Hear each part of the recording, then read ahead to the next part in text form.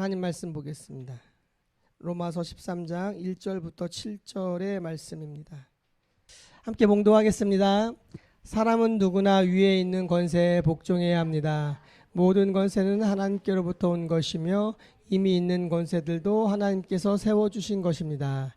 그러므로 권세를 거역하는 사람은 하나님의 명을 거역하는 것이요 거역하는 사람은 심판을 받게 될 것입니다. 치안관들은 좋은 일을 하는 사람에게는 두려울 것이 없고 나쁜 일을 하는 사람에게만 두려움이 됩니다. 권세를 행사하는 사람을 두려워하지 않으려거든 좋은 일을 하십시오. 그러면 그에게서 칭찬을 받을 것입니다. 권세를 행사하는 사람은 여러분 각 사람에게 유익을 주려고 일하는 하나님의 일꾼입니다. 그러나 그대가 나쁜 일을 저지를 때에는 두려워해야 합니다. 그는 공연히 칼을 차고 있는 것이 아닙니다. 그는 하나님의 일꾼으로서 나쁜 일을 하는 자에게 하나님의 진노를 집행하는 사람입니다. 그러므로 진노를 두려워해서만이 아니라 양심을 생각해서도 복종해야 합니다. 같은 이유로 여러분은 또한 조세를 바칩니다. 그들은 하나님의 일꾼들로서 바로 이 일을 하는데 힘쓰고 있습니다. 여러분은 모든 사람에게 의무를 다하십시오. 조세를 바쳐야 할 이에게는 조세를 바치고 관세를 바쳐야 할 이에게는 관세를 바치고 두려워해야 할 이는 두려워하고 존경해야 할 이는 존경하십시오. 아멘. 그리스도인의 사회적 책임이라는 제목으로 오늘 말씀을 전하도록 하겠습니다. 2020년 초에 시작된 코로나 바이러스 사태로 인하여서 엄청난 재앙이 전 세계 가운데에 미치게 되었습니다. 특유의 강한 전염성으로 7월 11일 어제 오후 8시 시각으로 전 세계 감염시킨 인구가 1238만 768명이 감염이 되었습니다. 그리고 55만 8,005명의 생명을 앗아갔습니다. 국내 현황은 13,373명이 확진자로 판정을 받았고 그 가운데 288명이 사망을 했습니다. 호흡기를 통해 전염되는 이 무서운 병은 그 감염의 매개가 되는 사람과의 접촉, 즉 대면 자체를 무섭게 하고 위험한 행위로 만들어 버렸습니다. 이런 사회적 상황은 교회의 예배에도 굉장히 큰 영향을 미치고 있습니다. 우리가 일제강점기 때에도 종교 탄압을 받으면서도 그 공적 예배를 포기하지 않았던 우리 한국교회가 눈에 보이지도 않는 그 바이러스의 공포에 두려워하며 우리 주일 공예배가 계속 지속되기 어려운 상황 가운데 몰려 있습니다. 그러나 그런 와중에 또한 신천지의 이단 감염 확산과 일부 교회에서 확산되어 사회적으로 종교단체 모임을 이제 자제해달라는 그런 분위기가 퍼지고 있습니다. 그래서 교계에서도 교회가 정말로 그 신천지처럼 대규모의 감염의 온상지가 된다면 사회적인 지탄을 많이 받기 때문에 한국교회가 더 적극적으로 이제 정부 시책에 협력해야 한다라는 이야기들이 나오고 사회적 책임과 공공성에 대한 차원이 강조되면서 전국에 이제 많은 교회가 이제 온라인 예배로 예배들을 전환을 하고 그리고 정부에서 준수하고자 하는 방역 시책들을 철저하게 지키면서 우리가 예배를 드리고 있습니다. 그런데 그런 가운데에서도 다양한 이야기들이 이제 쏟아져 나오고 있습니다. 코로나19 사태가 장기화되고 언제 끝날지 예측할 수 없는 상황에서 한국교회 우리 성도들 전 세계 경제와 사회와 문화에 굉장히 많은 영향을 줄 것이고요. 또한 교회 안에 많은 그리스도인들의 삶에 있어서도 어떻게 우리의 신앙의 그 변화들이 일어날지에 대한 다양한 논의들이 계속 되어져 가고 있습니다. 그러면서 이제 온라인 예배에 대한 다양한 신앙 논쟁이 촉발시켰습니다. 온라인 예배가 성도들을 수동적 관람자로 만든다라는 거죠. 그러면서 우리가 그 물건을 쇼핑하듯이 예배를 쇼핑하면서 앉은 자리에서 어디든 쇼핑할 수 있는 예배를 드리는 문제들, 그러면서 소비자적 마인드를 심화시킨다는 목소리가 높아지고 있고요. 꼭 주일에만 예배를 드려야 되느냐, 다른 날도 예배 드리면 안 되느냐, 예배당에서만 꼭 공적 예배를 드려야 하느냐, 뭐 다양한 의견들과 논쟁들이 벌어지고 있습니다. 더 나아가서 지난주에 우리 고다진 목사님하고도 잠깐 우리 성찬식 문제 때문에 또 통화를 했지만 성찬식을 어떻게 해야 되느냐, 오늘 성찬식을 하면 여기에 있는 사람들은 성찬식을 할 수 있지만 또 온라인 예배 드리시는 분들은 그날 성찬식을 또 참여를 할 수가 없고 또 그런 문제들도 우리가 또 고민을 해보지 않을 수가 없습니다. 이런 이것 말고도 굉장히 다양한 문제들을 가지고 논의가 되어지고 있고 논쟁이 되어지고 있는데요. 이런 상황 속에 정부가 이제 10일 전국의 교회를 대상으로 핵심 방역 수칙 의무화를 발표하고 정규 예배 이외의 각종 모임과 행사, 식사 제공 등이 금지하는 조치를 내렸습니다. 그러나 정부가 내린 조치에는 세부적인 설명이 없었습니다. 큰 주제와 간단간단한 이야기들만 있었죠. 그래서 일선 교회에서 저도 마찬가지고 그 내용만 쭉 봤을 때는 굉장히 오해의 소지가 많고 불편하게 이제 다가왔었습니다. 분명히 코로나19 백신이 개발이 되면 이 상황들은 종식될 겁니다. 그리고 백신이 아니어도 다행히 코로나 19의 치료제가 개발이 되면 좀 더 안정세로 들어가지 않을까 하는 생각이 듭니다. 다행히 어제 말씀을 준비하면서 이제 리서치도 하고 자료들을 볼 때 지금 한국에서 대단한 나라예요, 대한민국. 치료제 개발이 지금 굉장히 가속도를 내고 있습니다. 한번 병에 걸렸던 사람들 있잖아요. 코로나19에 걸렸다가 완치된 사람들의 피 중에 혈장을 뽑아서 그것으로 이제 치료제를 만드는데 그걸 가지고서 현재 이제 아픈 분들에게 치료를 했을 때 굉장히 많은 효과를 봤습니다. 그래서 많은 그 완치자들의 혈장이 지금 이제 모아지고 있고요. 그것으로 효과적인 치료제 개발에 지금 앞서고 있는데 아마 정말로 잘 된다면 올해 안에 한국에서는 치료제가 개발되지 않을까 하는 그런 기대감도 있습니다. 오늘 이런 코로나19의 그 팬데믹 상황에서 정부의 기독교 대응 방식에 대해서 우리가 오늘 그리스도인의 사회적 책임에 대해서 한번 생각해 보려고 합니다. 제가 어린 시절에 우연히 다큐멘터리를 보는데 팬데믹이라는 그 관련된 다큐멘터리를 오래전에 봤던 기억이 나요. 근데 그 어린 나이에 되게 두려웠고 무서웠어요. 그 중세의 흑사병처럼 내가 살아가는 세상에서 그런 병이 돌아서 수많은 사람들이 죽음을 볼 수 있을지도 모른다. 그게 어떠한 주기마다 오는데 어떠한 충분히 가능성이 있다라고 그런 것들을 보면서 그런데 우리는 그 팬데믹 상황에 코로나가 일상이 된 상황 속에서 오늘을 살아가는데 또한 한편 그러면서 역사적인 것들을 돌아볼 때에 과거 우리의 신앙의 선배들이 신앙을 지키며 살았던 그 오래전부터 1세기부터 지금에 이르기까지 우리가 살았던 이 시대 속에서 전염병이 없었던 시대가 없고요. 그리고 핍박과 어려움이 없었던 시대가 없습니다. 우리는 항상 그런 시대를 마지막 때를 살아가고 있거든요. 대한민국에서 지금 이 시기를 살아가고 있는 우리는 굉장히 복을 받은 사람들입니다. 우리 한민족 5,000년 역사에서 하루 세 끼를 먹고 전쟁이 없는 이 평안한 시기를 살아가는 이 시기에 우리의 젊은 청춘을 살아갈 수 있었다는 것 자체도 한편은 나름대로 다 인생에서 어려움과 고난이 있지만 굉장히 큰 복을 누리는 시기에 우리가 살아가고 있습니다. 그러나 그럼에도 불구하고 각자의 인생에 고단함과 어려움은 분명히 있습니다. 그리고 우리가 살아가는 이 대한민국 그리고 전 세계의 어떠한 상황 속에서 일어나는 불가항력적인 일들 속에서 우리가 그대로 노출되어 있기 때문에 거기에서 오는 많은 어려움 또한 분명히 있습니다. 우리가 오늘 본문을 통해서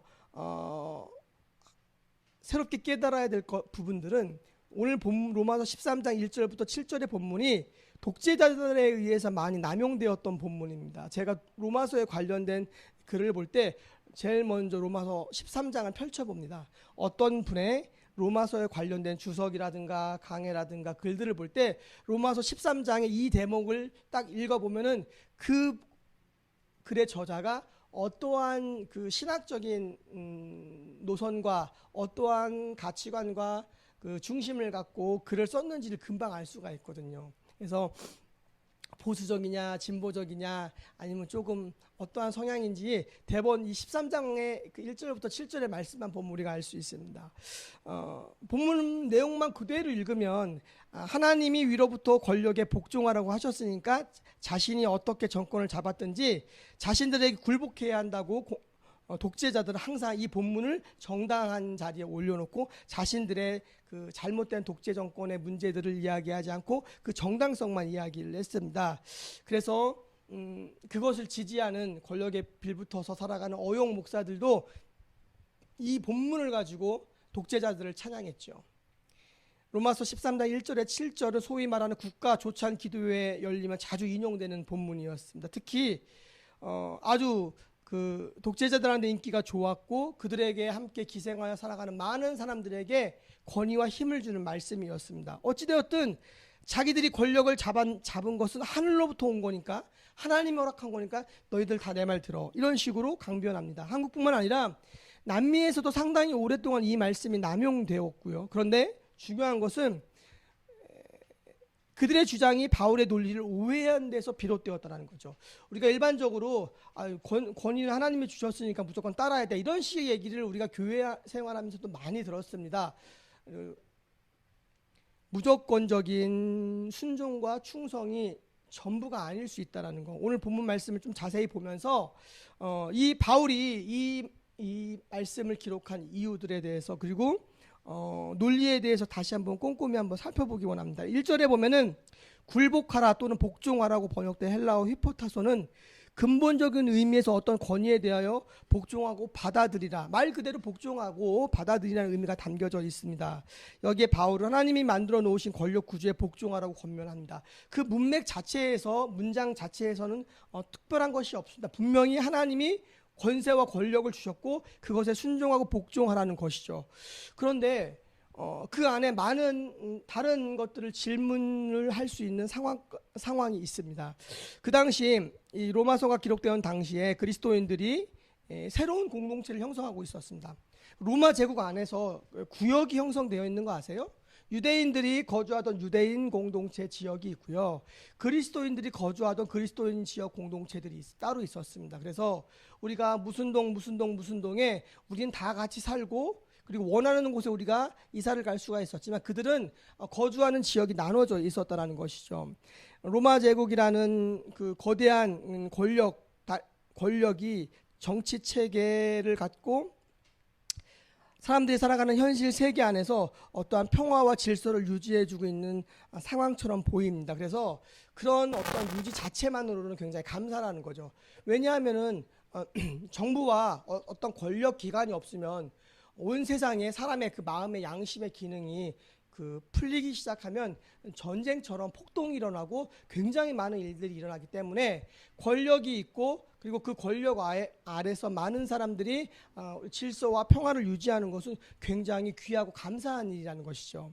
그것 자체가 잘못됐다라는 것을 이야기하는 것은 아닙니다. 그런데 바울은 왜 권력과 권세자들에게 복종하라고 이야기를 했습니까? 그렇다면은 로마서 12장 2절에 이 시대와 동화되지 말라고 권면한 말과도 이제 서로가 이제 상충된다라는 거죠. 권세들에 복종한다는 의미가 그들이 살아가는 삶의 방식과 그들의 가치 체계와 그들의 신앙과 그들의 모든 것들 그대로 받아들이라는 의미가 아니라, 하나님 나라가 오기 전까지 결국 그리스도인들은 이 세상에서 살아갈 수밖에 없는 존재라는 겁니다. 여러분, 우리가 대한민국이라는 땅에서 대한민국 국민으로 살아가는데 일정한 기간이 지날 때마다 새로운 정부가 들어섭니다. 정부의 최고 행정부에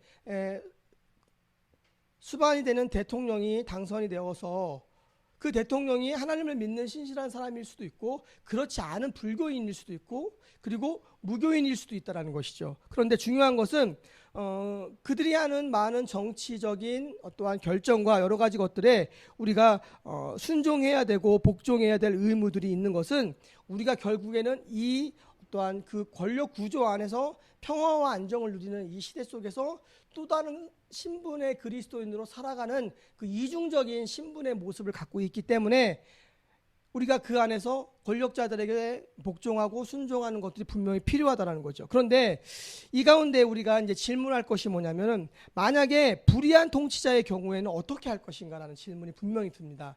독재자들이라든가 불의한 통치자들이 불의한 명령을 내리고 불의한 방법으로 사람들을 탄압하며 사람을 죽이며, 그렇게 할 때에도 동일하게 사도 바울이 이야기했던 처음의 말씀처럼, 본문의 1절의 말씀처럼 권력 있는 권세자들에게 하나님이 그들을 세웠으니까 우리가 무조건 그들에게 순종해야 합니까? 라는 질문을 분명히 할 수 있다는 거죠. 그런데 뒷부분에 대한, 그리고 문맥 전체에 대한 그런 해석들은 하지 아니하고 그 문장에 대한 것만 갖다 띄어서 무조건 순종해야 돼, 불의한 방법으로 선출된 어떠한 기관의 리더에게도 무조건 순종해야 돼, 왜? 하나님이 세우셨으니까. 그런 식의 논리와 그런 식의 어떠한 생각을 굉장히 많은 사람들이 갖고 있다는 것입니다. 여러분들이 불의한 권력에 어떻게 해야 한다고 생각하십니까? 어떻게 보면 그렇게 바울이 언급하고 있는 권세 혹은 권력에 대해서 오늘 본문을 찬찬히 다시 한번 보면요, 본문을 읽으면서 바울이 언급하고 있는 권세의 역할이나 모습은 이렇게 정리됩니다. 권세는 악을 행하는 자에게 두려운 존재이고요, 악을 징계하는 권세입니다. 권세가 좋아하는 이들은 선을 행하는 사람들이죠. 그리고 선을 행하면 칭찬을 받고 그것이 권세가 하는 일이고요, 권세는 우리들의 이익을 위해서 일을 합니다. 그런 의미에서 그들을 향하여서 본문은 뭐라고 이야기합니까? 하나님의 심부름꾼이라고 이야기합니다. 바울이 말하는 권세 혹은 권력은 하나님의 심부름꾼으로서 하나님의 선을 드러내야 되는 거죠.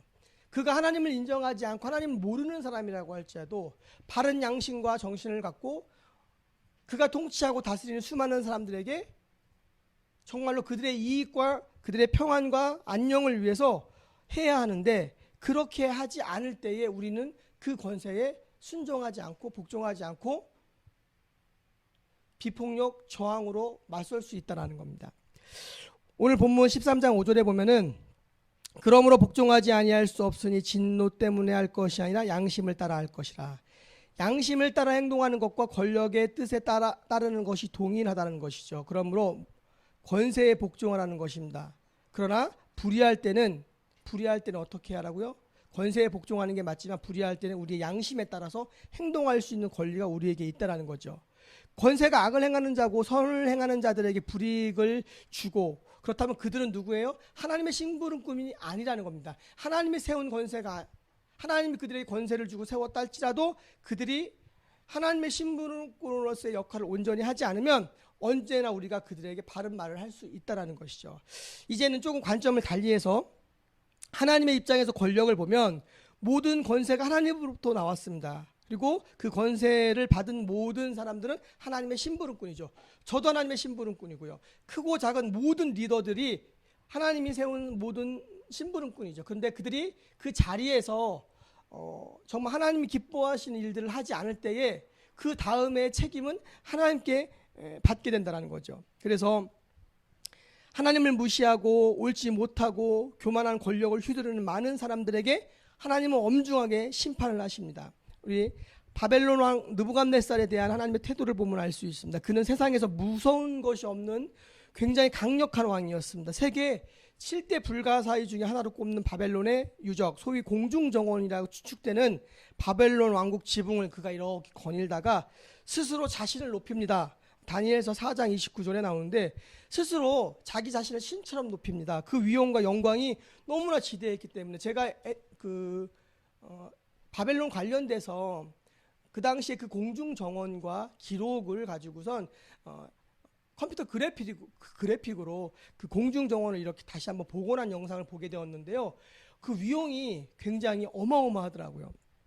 그러니 이 세상에서 자신이 만든 업적과 자신이 했던 일들과 자신의 강력한 힘을 보면서 자신이 신처럼 느껴질 수도 있었다는 거죠. 인간의 부패한 본성에. 근데 그런 느부갓네살에게 하나님께서 병을 허락하셨죠. 하나님은 소처럼 변하는 이상한 병을 허락하셨는데, 이게 뭔지 아세요?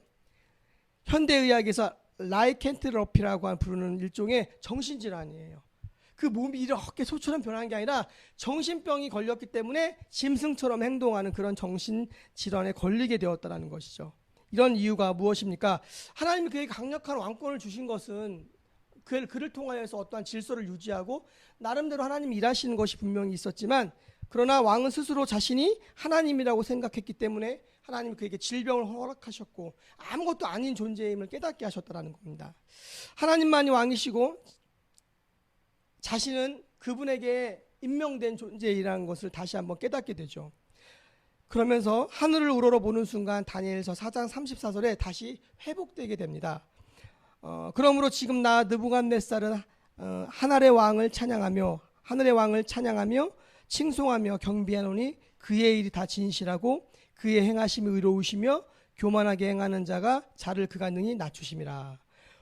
이제는 하나님이라는 존재에 대해서 하늘의 왕을 찬송하며 자신이 왕이 아니고 자신이 지존이라고 생각하지 않게 되었습니다. 그 뒤를 이은 벨사살 왕도 동일합니다. 하나님을 믿지 않는 왕이었는데 여전히 자신이 세상의 중심인 것처럼 행동했고, 하나님이 무게를 달아보시고 그 무게에 미치지 못하자 그에게도 멸망과 심판을 이르게 하셨다는 거죠. 이제 많은 사람들이 오늘 본문을 해석할 때 모든 권세가 하나님께 나왔으니까 복종해야 된다는 말에만 계속 강조점을 두고 있다는 거죠. 그러나 그 본문만 보면 그럴 수 있는데 결국 불의한 권력을 정당화시켜준 것이죠. 그래 놓친 것이 있습니다. 하나님께서 느부갓네살과 벨사살을 심판하셨다는 겁니다. 하나님께서 우리 역사를 보세요. 대한민국 역사를, 세계의 역사를 봤을 때 하나님께서 분명히 응징하십니다. 로마가 권력을 1000년을 누린 것처럼 보이지만 로마도 멸망을 했습니다. 하나님의 심판이 있었죠. 하나님께서 죄인들을 향하여서 허락하시는 어떠한 그 죄에 대한 임계점이 있는데 그 임계점이 넘으면 하나님의 심판이 임하죠. 가나안에 살아가는 수많은 사람들과 어린 아이들까지 심판하고 죽였던 잔인한 하나님, 피를 좋아하는 하나님이 아니냐라고 어떤 사람들은 구약의 하나님을 손가락질하고 원망하고 저주하는 사람들도 있습니다. 그러나 성경은 분명히 이야기합니다. 그들의 죄가 이미 그 임계점을 넘어섰다는 것이죠. 어린아이들도 그러면 무슨 죄가 있습니까? 라고 이야기하면서 어린아이들 자체를 놓고 봤을 때 그 어린 영혼들에게 존귀하죠. 그러나 그 한 영혼을 놓고서만 보고 평가할 것이 아니라 전체적인 의미에서의 심판과 하나님의 일하심을 볼 때에 안타까운 일이지만 부모의 죄악으로 끝내는 그 아이들까지 앞으로 커서 그 길을 똑같이 걸어갈 죄인들이기 때문에 어쩌면 조심스럽고 예민하고 다른 견해가 있을 수 있지만 하나님의 큰 심판 아래 모든 사람들이 멸망이 당했죠. 그렇다면은 그렇게 따진다면 노아 홍수는 어떻습니까? 노아 홍수 때 아기가 있었을 것 같아요? 없었을 것 같아요? 분명히 있었죠. 근데 하나님께서는 죄악이 관영했기 때문에 온 세상을 물로 쓸어버렸다는 겁니다. 쓸어버리면서 하나님이 허락하셨던 사람들, 하나님이 살리기로 계획했던 사람들만 살리시고 모든 사람들을 물속에 수상시키셨다는 겁니다. 사랑하는 여러분, 모든 권력이 하나님으로부터 나왔습니다. 다 하나님께 복종해야 됩니다. 분명히 통치를 받아야 됩니다. 그러나 불의한 권력, 불의한 명령, 불의한 방법으로 이 세상의 사람들을 핍박하는 명령에는 우리가 온전히 비폭력, 저항으로 그 모든 것들에 우리가 항거할 수 있다라는 것을 다시 한번 깨달으시면 좋겠습니다. 실제적으로 지금 정부가 최선을 다해서 이제 코로나하고 싸우고 있습니다. 지금 전 세계에서 대한민국만큼 코로나에 잘 대처하는 나라가 거의 없을 정도로 모범 국가로 인정받을 만큼 지금 정부가 굉장히 잘하고 있습니다. 그래서 이제 기독교 언론과 기독교 안에서도 정부의 말을 듣고 정부가 이야기하는 지침들을 준수하려고 많이 노력을 합니다. 그런데 이번 10일의 행정명령 때문에 오늘 말씀을 준비하게 된 건데요. 한국질병관리본부에서 왜 그렇게 명령을 내릴 수밖에 없게끔 만들었는가 봤더니 정은경 본부장에게 질문을 했습니다. 근데 5월과 6월에 집단 발병 사례가 굉장히 많았다고 합니다. 이 사례를 기반으로 위험도를 분석해서 요청한 것인데 5월, 6월 수도권 교회 집회 관련 교회에서 47곳에서 다량의 환자가 발생했고 원어성경연구회나 한국대학생 선교회도 있었고 왕성교회, 광주사랑의교회, 안양주영광교회 등 교회 중심으로 소규모의 식사 친목 모임을 통해서 코로나가 확산됐다라는 자신들만의 데이터를 뽑아서 10일에 이런 행정명령을 내리게 됐는데 저도 처음엔 불편했는데 이 이야기를 들으면서 아 그래? 그럼 우리가 더 조심해야겠구나라는 생각을 하면서 불편하지만 그 부분의 일부분을 수용을 했는데요. 그러나 데이터는 하나만 보면 되는 게 아니고요. 양쪽을 항상 다 봐야 돼요. 다른 데이터도 봐야 되는데 광주, 광륵사 한 군데서 100명의 확진자가 나왔습니다. 구로 콜센터에서 156명, 리치웨이 방문 판매에서 210명, 이태원 클럽에서 196명입니다. 그리고 초기에 발생했을 때 1,300명이 연락이 두절된 상황이라 그들을 통해서 어떻게 뭐가 되고 있는지 지금도 계속 추적 중에 있습니다. 신천지에서는 무려 5,050명의 확진자가 나왔습니다. 그럼에도 불구하고 대한민국 기독교인들이 전체를 놓고 봤을 때 통계적인 수치로 한 900만 가까이 이야기하는데 그 900만 중에 그리스도인의 교회 내에서 코로나 확진자 숫자가 190명에 불과한다는 거죠. 13,000명 코로나 전체 확진자 숫자에 대비해서 1.49%밖에 되지 않고 예배를 통한 감염은 0.00465%라는 거죠. 그런데 교회에서 모여서 예배하는 것에 대한 제재, 그리고 소그룹 모임에 대한 제재들이 방역 지침을 더욱더 강화하면서 여러 가지 제재를 하고 있는 모습을 보고 있습니다. 고등학교 몇 군데서 확진자가 나왔다고 해서 대한민국 고등학교 전체를 방학을 동일하게 시키진 않습니다. 그런데 한국 교회에 있어서는 그런 모습이 없지 않습니다. 공부 금지, 질문 금지, 급식 금지, 학교를 그냥 다 폐쇄시켜서 하는 방식으로 절대 그렇게 행정을 하지 않는데 유독 교회에만 그렇게 하는 모습들이 있다는 것이죠. 물론 교회가 교회로 인하여서 신천지만큼 많은 확진자와 문제들이 드러난다면 정말로 예배를 각자 가정에서 가정 예배를 드리고 우리가 모이는 이 공예배 자체를 아예 없애고 정말 코로나 상황이 완전히 반전될 때까지 가정에서 예배를 드려야 된다는 지침이 내려와도 따라가야겠죠. 그러나 그렇지 않은 상황에서 조금 정부에서 일관성 없는 행정을 하고 있는 모습이 보입니다. 1,500명 정도 시험 보는 목사고시는 못하게 막았고요. 그러나 20만 명 이상 시험 보는 공무원 시험은 다 했습니다. 그러니까 행정이 맞지가 않죠. 행정이. 중요한 것은 우리가 정부의 지침과 정부의 명령에 분명히 따라야 한다는 것을 저는 이야기합니다. 그러나 그 가운데에서 정부가 행정을 일관성 있게 하지 않은 모습도 분명히 있고요. 900만 기독교인들을 놓고 그리고 교회 안에서의 감염, 소그룹 안에서의 감염들의 데이터를 놓고 수치와 숫자를 놓고 봤을 때 그렇게 큰 숫자가 아니라는 것이죠. 그러면서 방역 수치 위반 시 300만 원 벌금과 집합 금지 명령 내리겠다고, 그리고 중요한 것은 10일 날 내린 행정명령이 해지가 없습니다. 언제 끝날지 모른다라는 거죠. 풀어줘야 풀어주는 거지 풀어주지 않으면 풀리지 않고요. 그들이 정말로 마음 먹고 와서 이렇게 하나씩 짚으면서 벌금을 내게 만들고자 하면은 얼마든지 그런 모습이 우리 가운데 보여질 수도 있다는 거죠. 형평성이 조금 어긋난 지침이라고 생각합니다. 교회 방역 강화 조치가 얼마나 많은 논리적인 오류가 있는지 제가 이제 그 어떤 질문과 관련된 글들을 봤는데요. 요거만 함께 생각하고 질문을 듣고 나누어 보면서 오늘 말씀을 마치겠습니다. 소그룹 모임에 대한 질문입니다. 정부가 지침을 방역 핵심 의무화를 발표하면서 조금 더 꼼꼼하고 세심하고 공정하게 이걸 했었어야 되는데 그렇게 하지 않고 너무나 급하게 이 문제를 발표한 것 같다는 생각이 들어요. 우리가 이제 소그룹 모임에 대한 그런 어떠한 그 제재인데요. 소그룹 모임에 대한 질문입니다. 교회 소그룹 모임을 가까운 카페에서 하면 벌금을 내야 합니까? 만약 벌금을 내야 한다면 그곳에 입장한 다른 손님들은 벌금을 내야 합니까? 다른 손님들이 벌금의 대상이 아니라면 왜 교인들은 벌금을 내야 합니까? 교인이라는 이유만으로 벌금의 대상이 된다면 그것도 차별이죠. 그리고 카페와 같은 공간에서 소그룹 모임이 가능한데 왜 교회 안에서는 안 되는지, 교회 안에만 바이러스가 찬 거라고 바깥은 없습니까? 그렇지 않죠. 교회 건물 안에서 소그룹 모임이 국가 전복이나 불온한 모임이 아니라면 방역이 확보된 장소에서는 분명한 모임을 가능하게 해야 한다라는 것이죠. 그리고 두 번째로 교회 식사 제공에 관한 질문인데요. 만일 교회가 교회 식당이 아닌 근처 식당에 의뢰해서 식사를 제공해도 벌금을 내야 합니까? 그리고 벌금을 내야 한다면 그 식당을 찾은 다른 손님들은 어떻습니까? 그들도 벌금을 내야 하는 거 아닙니까? 그러니까 교회 이름으로 모여서 밥을 먹으면 벌금을 내야 하고 그렇지 않으면은 상관없다라고 이야기하는 것 자체가 굉장히 형평성에 어긋난다라는 거죠. 그리고 벌금의 이유가 확진자가 될 확률이 높다라는 생각 때문에 코로나 바이러스를 교인들에게 어떠한 특화된 바이러스라고 생각하는 그런 생각들을 갖고 있는지, 그런 신천지로 인하여서 생긴 이유, 그리고 교회에서 확진자가 아주 조금 나왔는데 그것을 한쪽으로 너무나 부풀려서 그렇게 극단적으로 행정을 펼치는 것이 아닌지, 그리고 조금 더 논리적으로 접근해 보면요, 외부 식당에서 제공되는 식사에 대해서 벌금을 내지 않아도 된다고 가정해 본다면 왜 교회 건물 안에서 제공하는 식사는 벌금을 내야 합니까? 그 맞죠?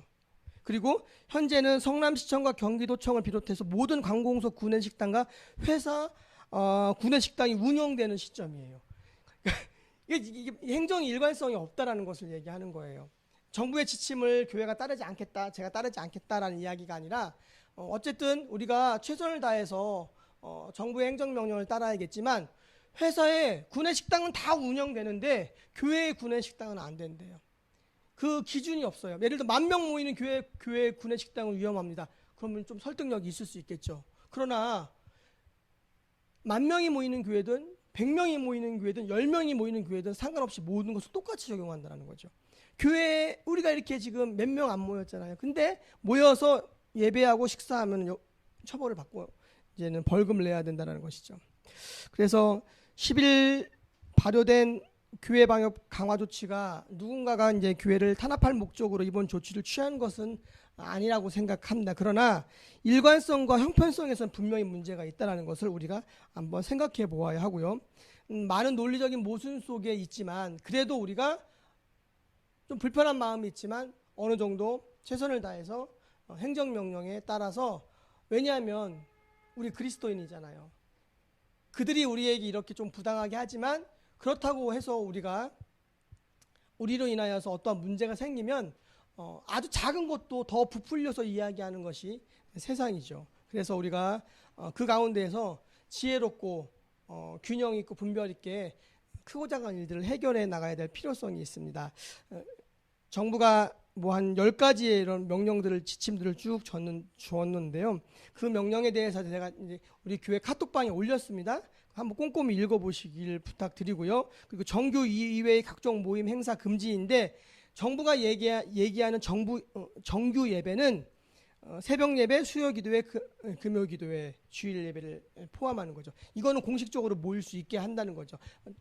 정부가 요구하는 어떤 방역 지침을 준수하면, 그러면 우리는 그 기준 안에서 우리의 일들을 해 나가면 된다라는 것이죠. 그리고 그 다른 것도 9가지가 더 있는데 한 가지씩 지금 이 시간에 다 이야기하지 않고 제가 나눠드린 자료를 보시면 될 것 같고요. 그러면서 우리가 정말로 지혜롭게 분별 있게 모든 것들을 해나가면 좋겠습니다. 추후에 우리 목자들을 통해서 또한 자세한 세부 사항들은 제가 전달하도록 하겠습니다.